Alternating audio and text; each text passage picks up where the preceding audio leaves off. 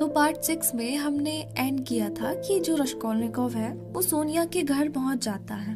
तो रश्कोलनिकोव बोलता है कि मैं तुमसे कुछ कहना चाहता हूँ। अब सोनिया उसका ही वेट कर रही थी। उसे पता था कि रश्कोलनिकोव यहाँ पे आएगा। तो सोनिया बोलती है रश्कोलनिकोव से कि आज तुमने मुझे एक्सप्लेन करा सबके सामने, वरना आज मेरी बहुत ज्यादा बेइज्जती हो जाती। तुम नहीं होते तो पता नहीं क्या होता, क्योंकि ऑब्वियसली काफी बड़ा जस्टिफिकेशन दिया था उसने सोनिया के फेवर में और ल्यूजन के खिलाफ। तो वो कहता है कि मैं तुमसे कुछ कहना चाहता हूँ। तो सोनिया कहती है हाँ बोलो। तो वो कहता है कि बैठ जाओ। तो वो देखती है कि ये खुश नहीं है, दुखी सा है रश्कोलनिकोव। फ्यूनरल में तो नॉर्मल सा था, लेकिन वहाँ पे एक सैडनेस देख रही है सोनिया। वो कहती है कि तुम इतना सैड क्यों हो, दिक्कत क्या है। तो रश्कोलनिकोव कहता है कि मैं ना तुम्हारे सामने कुछ कन्फेशन करना चाहता हूँ, कोई बात कबूल करना चाहता हूँ। तो वो कहती है कि हाँ बोलो क्या बात है। तो वो बताता है कि तुम उसको जानती हो, लिजाबेटा को। अब सोनिया लिजाबेटा को जानती थी, उससे उसकी दोस्ती थी। लिजाबेटा कौन थी? वो जो ओल्ड लेडी थी, उसकी सिस्टर, जिन दोनों का इसने मर्डर किया था रश्कोलनिकोव ने। तो वो कहती है हाँ मैं लिजाबेटा को जानती हूँ, क्या हो गया। तो वो कहता है कि तुम्हें पता है उन दोनों का मर्डर किसने किया था। अब जैसे ही ये बातें बोल रहा है उसके चेहरे के गेस्चर्स चेंज हो रहे हैं। तो सोनिया थोड़ा डरने लग जाती है। उसको एक अजीब सा एहसास होता है, अजीब सी इंट्यूशन, कहीं न कहीं ये कुछ ऐसा बताने वाला है जो सुनने लायक है नहीं।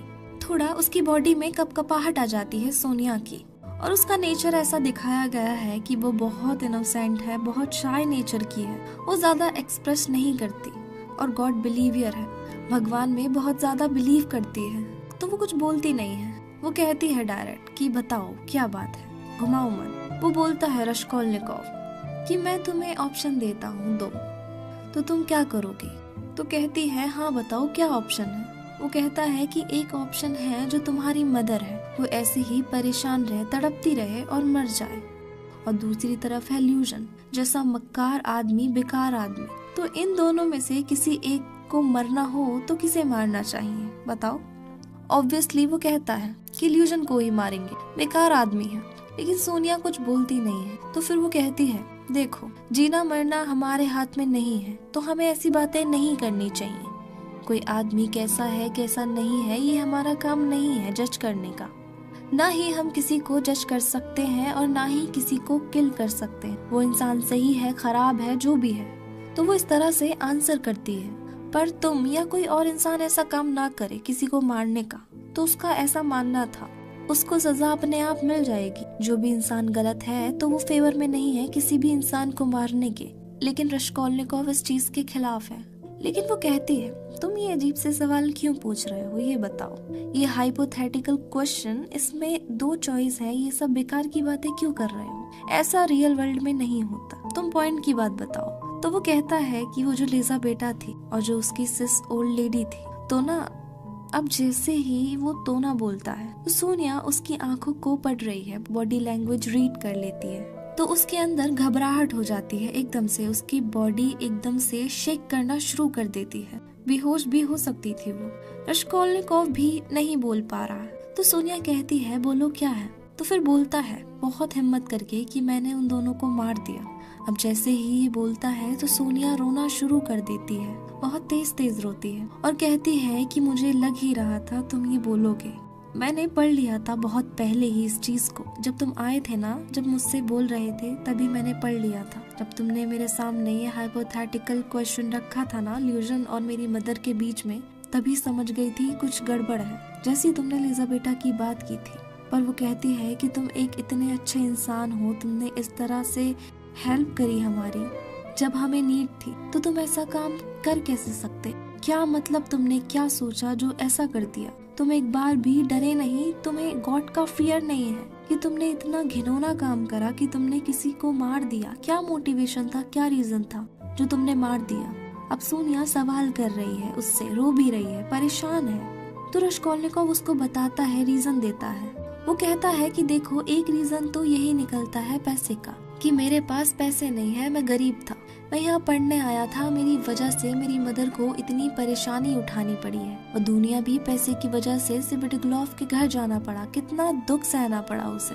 और मेरे लिए अपनी लाइफ सेक्रीफाइस कर रही थी, इल्यूजन जैसे इंसान के साथ शादी करने जा रही थी। और मैंने देखा यहाँ पे ये ओल्ड लेडी है, पॉन ब्रोकर है, वो गरीबों से चीजें लेकर खुद रिच हुए जा रही थी। तो मुझे लगा अगर मुझे गरीबी से बाहर आना है, पॉवर्टी से बाहर आना है, तो मुझे इसको मार देना चाहिए, क्योंकि वो कहता है मेरे को ये लेडी सही नहीं लगती है, क्योंकि ये काम ठीक नहीं कर रही थी। वो ऐसे गरीबों का पैसा रख कर खुद रिच हुए जा रही थी। तो पहले तो ये बोलता है कि पैसे के लिए किया मैंने ये सब। तो सोनिया कहती है कि मैं नहीं मानती, तुम झूठ बोल रहे हो, तुमने पैसों के लिए नहीं किया। वो उसकी आंखें पड़ रही थी और देख रही थी कि ये झूठ बोल रहा है। रश्कोलनिकोव, सच बताओ क्या बात है, क्यों तुमने ऐसा किया, मर्डर क्यों किया? तो फिर रश्कोलनिकोव बोलता है कि तुम सही कह रही हो, मैंने ये पैसे के लिए नहीं किया। अगर पैसा ही चाहिए था मुझको तो पैसे तो मैं कमा सकता था। मैं ट्यूशन पढ़ा रहा था और मदर के पास भी मेरी ठीक ठाक पेंशन आ रही थी, कोई दिक्कत वाली बात नहीं थी। और कुछ टाइम में पढ़ाई तो मेरी पूरी हो ही जाती। लॉ की पढ़ाई करने आया था तो लॉयर बन जाता, पैसे तो कमा ही लेता, मैं कुछ ना कुछ और जुगाड़ कर लेता, लाइफ मेरी सेट हो जाती। वो कहता है तुमने ये पॉइंट सही कहा कि मैंने ये पैसे के लिए नहीं करा, और अगर मैंने पैसे के लिए ही मारा होता तो वहाँ तो मैं वैसे भी सारा पैसा लेकर आया नहीं था वहाँ से, और कुछ चीजें मेरी पेंटर वाले रूम में गिर गई थी और कुछ वो पत्थर के नीचे छुपा कर आया था। वो कहता है पैसा तो मैंने लिया ही नहीं है उसका, तो पैसे के लिए तो नहीं किया मैंने मर्डर उसका।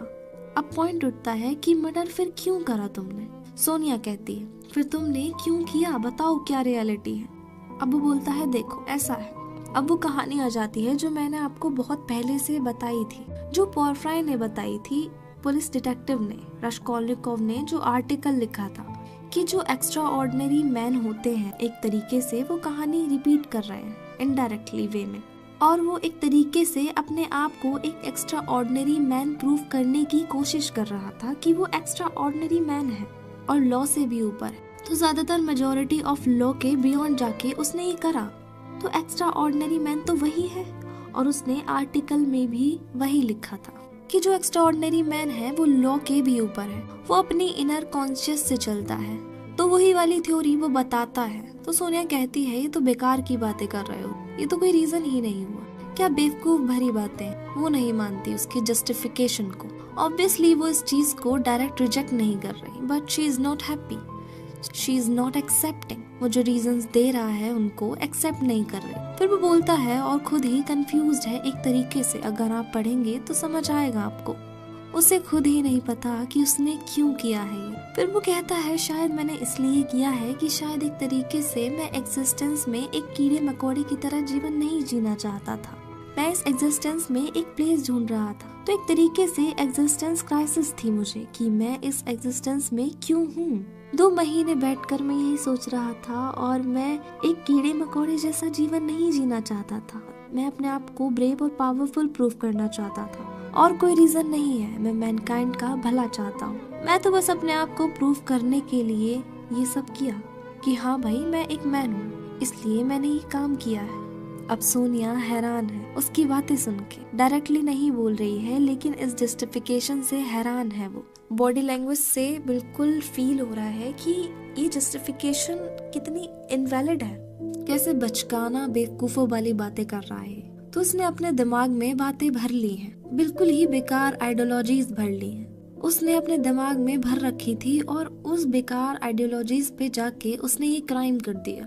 तो यहाँ पे राइटर ये प्रूफ कर रहे हैं कि अगर आपके दिमाग में आइडियोलॉजी कुछ हो, भले ही वो कितनी भी बेकार हो और हम उस पे बिलीव करते हो, तो हम उस पे जाके एक्शन ले सकते हैं। और वो दिखा रहे हैं कि इसकी आइडियोलॉजीज बेकार हैं। वो जो सोनिया है वो एक तरीके से रीड कर रही है कि जो रश्कोलनिकोव जस्टिफिकेशन दे रहा है वो बचकाने हैं, बेवकूफ भरे हैं। वो सोनिया के बॉडी लैंग्वेज से नजर आ रहा है साफ साफ। तो ये चीज रश्कोलनिकोव को समझ आ जाती है कि उसकी जो आइडियोलॉजीज थी वो गलत थी, और अब उसको गिल्ट होता है। उस आइडियोलॉजीज के बेसिस पर क्राइम कर दिया उसने, और उसे लगा था कि कुछ प्रॉब्लम नहीं होगी, लेकिन क्राइम करने के बाद उसे गिल्ट हो रहा है, और बहुत ज्यादा ही गिल्ट हो रहा है। और फिर वो एंड में गलती मान लेता है। सोनिया से कहता है मेरे से गलती हो गई, बहुत बड़ी गलती हो गई मेरे से, ये मुझे नहीं करना चाहिए था, लेकिन अब तो हो गया, अब क्या करें। तो अब सोनिया उसको बोलती है कि अब तुम्हें पश्चाताप करना चाहिए, डू द रिडेम्प्शन। ठीक है, आदमी से गलती हो गई है और वो मानता है कि उससे गलती हो गई और अब रिडेम्पशन करेगा। तुम गॉड से माफी मांगो। और फिर वो ये भी बोलती है कि तुम्हें सरेंडर करना चाहिए और तुम्हें साइबेरिया जाना चाहिए। साइबेरिया में वहाँ पे प्रिजन है, जेल है बहुत बड़ी, तो सारे कैदियों को वहीं भेजा जाता था। तो अपने आप को सरेंडर करो और साइबेरिया जाओ, इसी तरह से तुम्हारा पश्चाताप होगा। लेकिन जब वो ये बात सुनता है साइबेरिया जाने की, वो मना कर देता है कि मैं साइबेरिया नहीं जाऊंगा।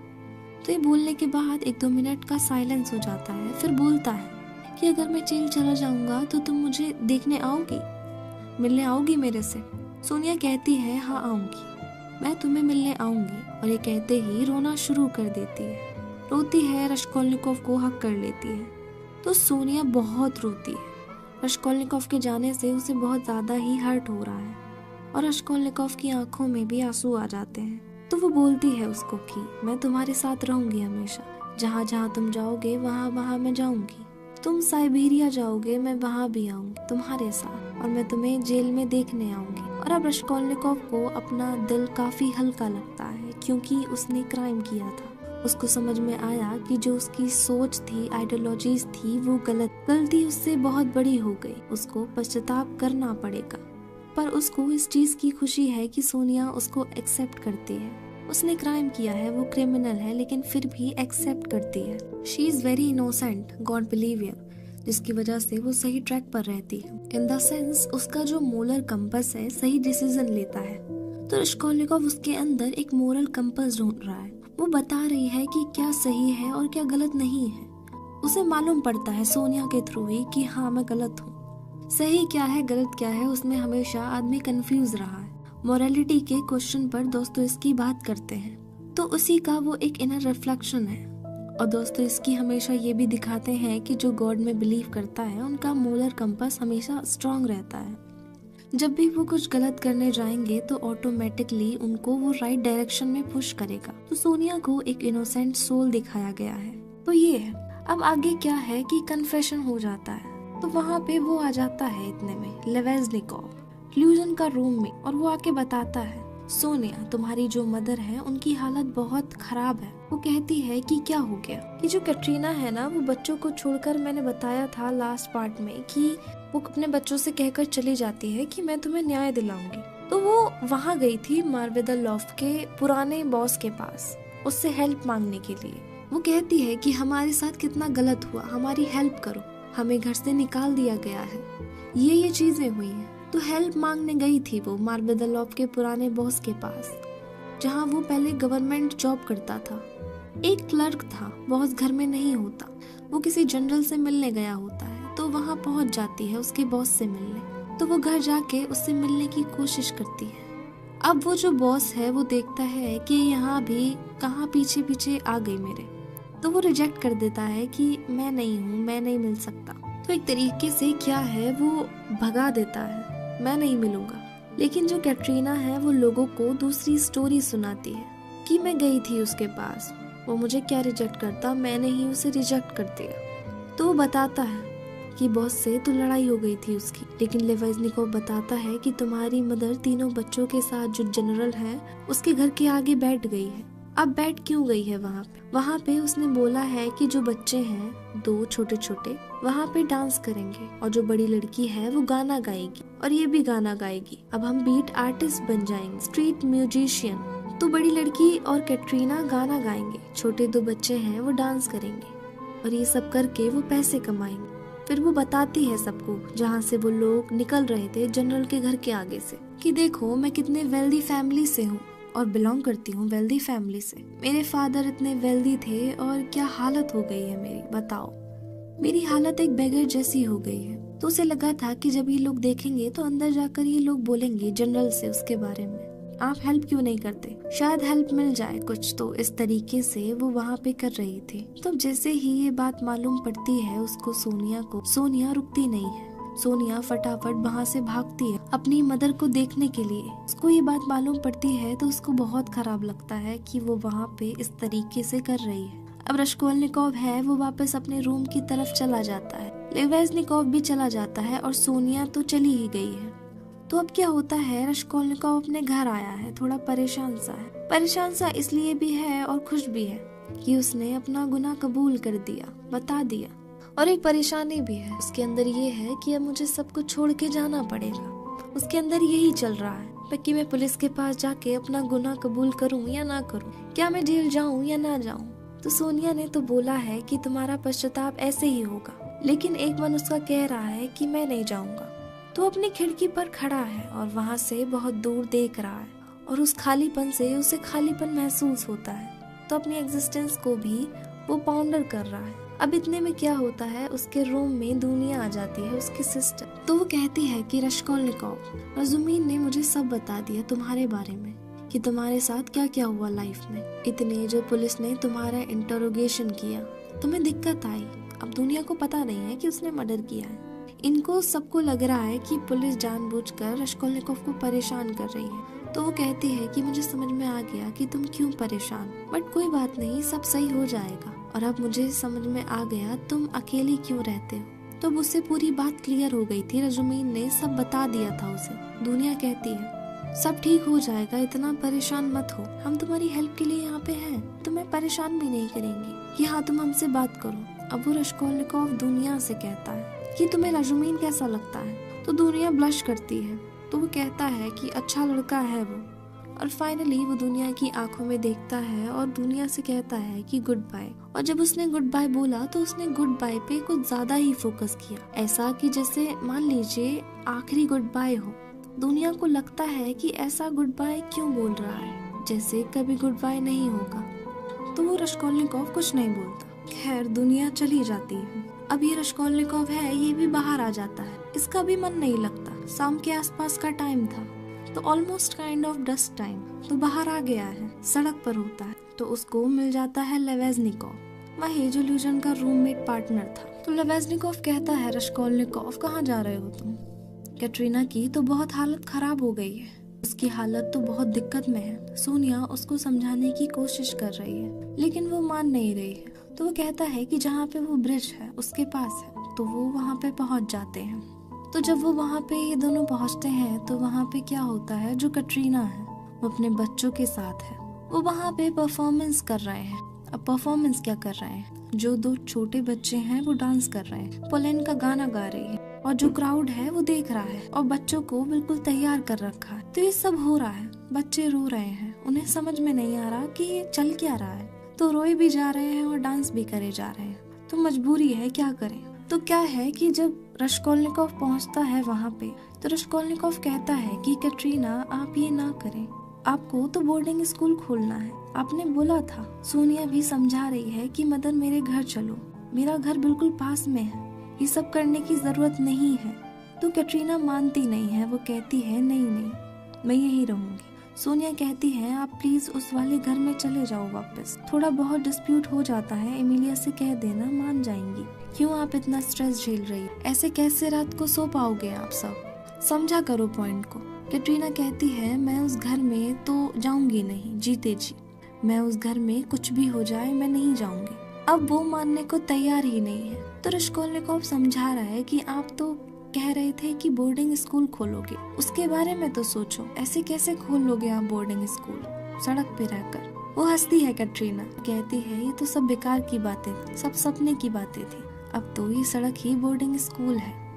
तो एक तरीके से परेशान भी है वो। फिर बीच बीच में बच्चों को बोलती है, पोलेनका को बोलती है कि तुम ना अब फ्रेंच में गाने गाते हैं तो बंदा हाई क्लास का लगता है। रशिया में उस टाइम पे क्या था कि जो अपर रिच क्लास था वो फ्रेंच बोलता था, फ्रेंच से काफी इंस्पायर्ड था। इनफैक्ट आप वॉर एंड पीस पढ़ेंगे तो उसका जो पहला चैप्टर है वो बेसिकली वहाँ पे है जो रईसों की जिंदगी है ना, बहुत ही वेल्दी लोगों की जिंदगी, तो उनमें काफी अमीरी है। जैसे आपको दोस्तोयेव्स्की की कहानियों में सिर्फ गरीबी दिखाई देगी, तो उन कहानियों में आपको अमीरी दिखाई देगी, अमीरों की क्या जिंदगी होती है। तो पहले ही चैप्टर में वॉर एंड पीस में फ्रेंच में बातें कर रहे हैं जो कर रहे हैं। तो क्या था कि आप फ्रेंच बोलते हो तो ऐसा माना जाता था कि आप बड़े ही हाई स्टेटस के बंदे हो।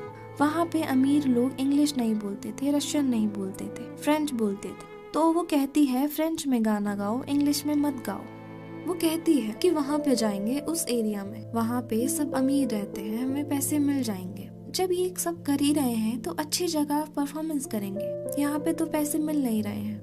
वो बता भी रही है लोगों को वहाँ पे जो क्राउड इकट्ठा है कि मैं बड़े ही अच्छे बैकग्राउंड से हूँ। आज मेरी हालत ऐसी हो गई है, ये मत समझो कि मैं ऐसी ही हूँ, वो तो किस्मत ने मुझे मार दिया है। अब क्या होता है, वहाँ पे एक ऑफिसर होता है, क्राउड में, भीड़ में।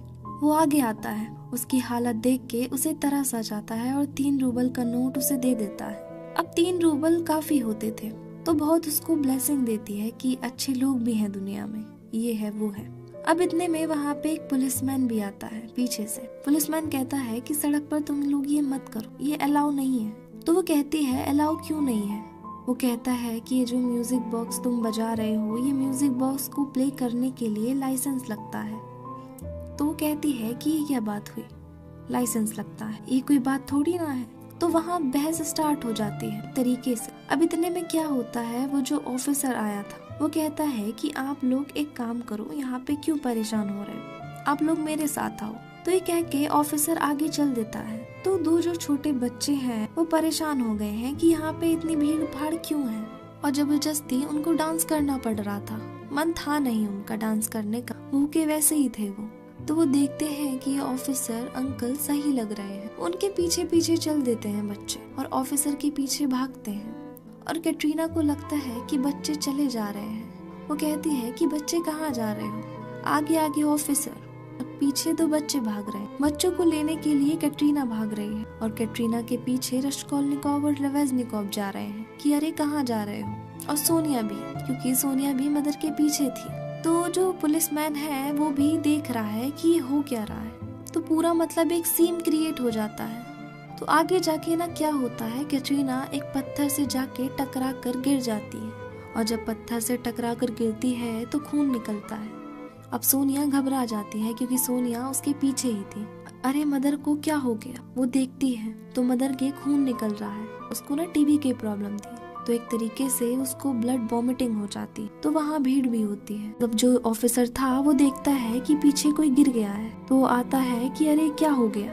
तो वहाँ पे भीड़ होती है, तो इस भीड़ में से कोई बोलता है कि अरे ये तो मरने वाली है। खून देखते हैं लोग, घबरा जाते हैं। तो रश्कोलनिकोव और लेवेज़निकोव कहते हैं कि अब कैटरीना को घर लेकर जाना पड़ेगा, सोनिया के घर लेकर जाना पड़ेगा, क्योंकि उसका ही घर सबसे पास था। क्योंकि वो तो एक तरीके से अनकॉन्शियस हो गई थी, बेहोश हो गई थी कैटरीना। तो कहते हैं इतना तो टाइम नहीं है कि हॉस्पिटल लेकर जाएं। हालत ज्यादा खराब थी, देखने में ऐसा लग रहा था कि अभी डेथ हो ही जाएगी। तो हॉस्पिटल हम लेकर नहीं जा पाएंगे, और पैसे की भी प्रॉब्लम थी, तो उसी वजह से वो उसको घर लेकर आ जाते हैं। लेकिन अब टाइम कम था, तो उसको उठाया और उसे घर लेकर गए। बाकी हम बाद में कर लेंगे इलाज इसका। तो ये सब लेकर जाते हैं, सोनिया के घर के बेड पर उसे लेटा देते हैं। अब जो कैटरीना है उसकी हालत खराब है, देख के ऐसा लग रहा है कि बचेगी नहीं। तो ऑफिसर बोलता है उसको साइड में बुला के कि डॉक्टर अब ज्यादा कुछ कर नहीं पाएगा, she is going to die. लेकिन फिर भी एक आदमी चला जाता है डॉक्टर को बुलाने। अब वहाँ पे और भी रहते हैं जहाँ सोनिया रहती थी, तो सब आ जाते हैं मकान मालकिन। अब पहली बार कैटरीना आई थी सोनिया के घर पे, आधी बेहोश सी थी, तो हल्की सी उठी और देखती है, तो मुश्किल से सपोर्ट देके उसे बिठाते हैं बेड पे। कहती है कि सोनिया तुम यहाँ रहती हो, पहली बार मैंने तुम्हारा घर देखा है। तो कहती है तुमने हमारी वजह से कितने सेक्रीफाइस किए हैं। तो उसका अंदर से खराब लग रहा है, और वो कहती है सोनिया मेरा टाइम आ गया है, मैं बचूंगी नहीं। तो अब क्या होता है कि वो लेट जाती है, हल्की उसकी कॉन्शियसनेस स्विफ्ट हो जाती है, बेहोश हो जाती है, होश आता है फिर से बेहोश हो जाती है। तो मरने के टाइम ऐसा हो जाता है, जब आदमी की हालत ज्यादा खराब हो जाती है तब क्या होता है कि मरने से कुछ टाइम पहले कुछ ना कुछ ऐसा होता है। तो वो कुछ गाना स्टार्ट करती है, और वो गाने वो थे जो उसके लाइफ के बेस्ट टाइम के पीरियड के गाने थे। वो बताती है कि जब वो पहले हस्बैंड से मिली थी, लव वाले टाइम पीरियड में थी, जब वो दूसरे हस्बैंड से भी मिली तब भी उसका अच्छा टाइम था, यूथ टाइम पीरियड, बिल्कुल बड़ा अच्छा टाइम। तो उसको याद कर रही है और वो गाना गा रही है। तो ऐसा होता है कि जिसकी डेथ होने वाली होती है ना, अपनी लाइफ के बेस्ट एक्सपीरियंस को एक फिल्म की तरह देखता है, पूरे रिकैप हो जाते हैं मोमेंट्स, और एंड में हाई अथॉरिटी की तरफ बात करती है। कहती है अब वो पता नहीं कि कौन है, बस किसी हाई अथॉरिटी को अपील करती है और कहती है कि प्लीज मेरे बच्चों का ध्यान रखना। बच्चों की टेंशन है उसको अपने मरने का डर नहीं है, उसको बच्चों का डर है। क्या होता है, इसको दोबारा एक बार उठाते हैं, बिठाते हैं, कैटरीना सोनिया की तरफ देखती है और बोलती है कि सोनिया बच्चों का ध्यान रखना। ये कहकर दोबारा लेटती है, आंखें बंद हो जाती, चेहरा पीला पड़ जाता है और उसकी डेथ हो जाती है। जैसे ही डेथ होती है सोनिया उससे चिपक के रोना शुरू कर देती है। बड़ी लड़की वो भी उसके पैरों से चिपक जाती है। अब 2 छोटे बच्चे हैं 5-6 साल के, उन्हें समझ नहीं आता कि हुआ क्या। छोटे बच्चों को क्या मालूम होता है कि डेथ क्या होती है। उनको ये समझ में आता है कि कुछ गड़बड़ हो गई, क्योंकि सेंस तो कर लेते हैं बच्चे। तो वो देखते हैं कि ये दोनों रो रहे हैं, सब उदास हैं। तो वो दोनों एक दूसरे को देखते हैं और दोनों छोटे छोटे बच्चे तो हैं ही। तो दोनों एक दूसरे के कंधे पर हाथ रखते हैं और दोनों गले लगकर रोना शुरू कर देते हैं, बहुत तेज तेज। बड़ा वैसा माहौल दिखाया गया है। सीन जो है वो बहुत इमोशनल है, मतलब बहुत ज्यादा ही। मतलब क्या लिखा है दोस्तों इसकी ने। फिर क्या होता है, एंड में स्विटोग्लोव आ जाते हैं। स्विटोग्लोव सोनिया के बराबर वाले रूम में रहता था किराए पर। आज ये बात वहाँ पे जाके रश्कोलनिकोव को बताता है। तो रश्कोलनिकोव को वो साइड में ले जाता और कहता है कि रश्कोलनिकोव, अब मेरी बात तुम ध्यान से सुनो। इन बच्चों की तुम टेंशन मत लो। इनको मैं प्रॉपर एक अनाथालय में एडमिट कर दूंगा, जहाँ पे इनकी पढ़ाई भी होगी, ध्यान भी रखा जाएगा, इनको अच्छा खाना भी मिलेगा, कपड़े भी मिलेंगे। उसकी पूरी जिम्मेदारी मेरी है। इन तीनों बच्चों का बर्डन मैं उठाऊंगा। सोनिया को भी उसके प्रोफेशन से बाहर निकालूंगा। उसको हम कुछ अच्छा काम खोल के देंगे, उसको ये काम नहीं करना पड़ेगा। तो रश्कोलनिकोव पूछता है कि तुम ये काम क्यों कर रहे हो, तुम इतना एहसान क्यों कर रहे हो, तुम्हें एकदम से क्या हो गया। तो वो कहता है कि मैंने बोला था ना कि मैं दुनिया को 10,000 रूबल दूंगा।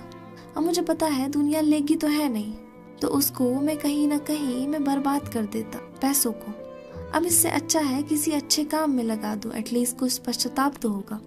तो वो कहता है कि मैं इन बच्चों की सेवा में लगा दूंगा, इन तीनों बच्चों की, और सोनिया की जिम्मेदारी मेरी है एक तरीके से। तो रश्कोलनिकोव देख रहा है उसको। स्विटोग्लोव बोलता है कि फ्यूनरल जो होगा कैटरीना का, उसका अरेंजमेंट भी मैं करूंगा। तो यहाँ पे इसी के साथ ये चैप्टर जो है वो होता है एंड।